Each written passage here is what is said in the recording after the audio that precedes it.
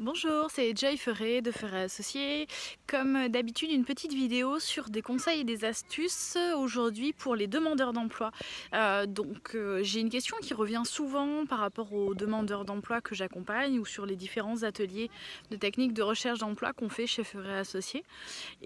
Cette question, c'est les stages. Qu'est-ce qu'on fait des stages? Est-ce qu'on les met dans l'expérience professionnelle? Est-ce qu'on les met pas dans l'expérience professionnelle? Est-ce qu'on les détaille autant qu'une expérience professionnelle ou pas, etc., etc. Par rapport à ça, moi mon positionnement, et c'est notre ressenti chez Ferré Associés, c'est qu'effectivement les stages doivent faire partie intégrante de l'expérience professionnelle. L'expérience professionnelle, c'est quoi au final? C'est qu'est-ce que vous avez fait comme tâche, quels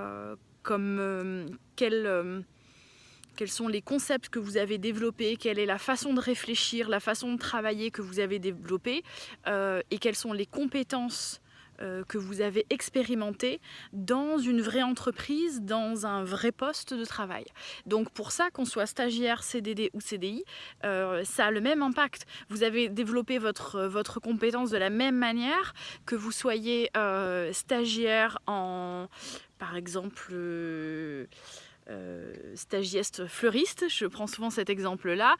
Si vous faites un bouquet quand vous êtes stagiaire fleuriste, vous allez utiliser les mêmes compétences que la personne qui est en CDD à côté de vous ou que la personne qui est patronne derrière. C'est-à-dire que vous avez assemblé les fleurs, vous allez choisir les couleurs, vous allez choisir les odeurs, vous allez couper le bas des fleurs, etc. Les assembler, les présenter au client, lui expliquer comment il faut faire, etc. Donc la compétence que vous allez développer, elle est la même, les tâches que vous devez faire sont les mêmes. Donc vraiment pour moi, le stage c'est vraiment une expérience professionnelle à part entière.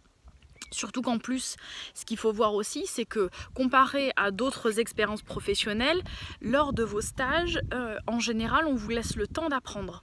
Ce qui n'est pas forcément le cas quand par exemple vous faites une mission d'intérim ou du CDD où vous devez être opérationnel tout de suite. À un stagiaire, on lui laisse en général le temps de l'observation, d'apprendre.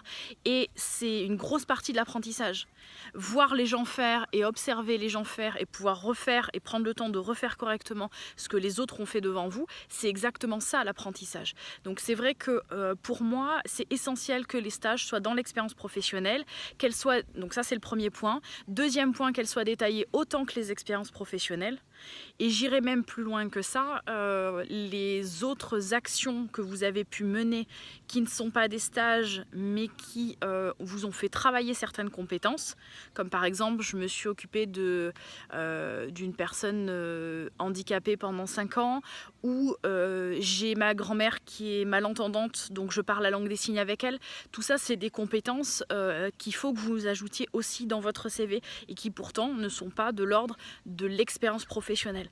Donc on enlève les barrières et les œillères qu'on peut avoir sur une expérience professionnelle, c'est forcément avec un contrat, avec etc. Non, on est en 2019, donc il faut s'élargir l'esprit.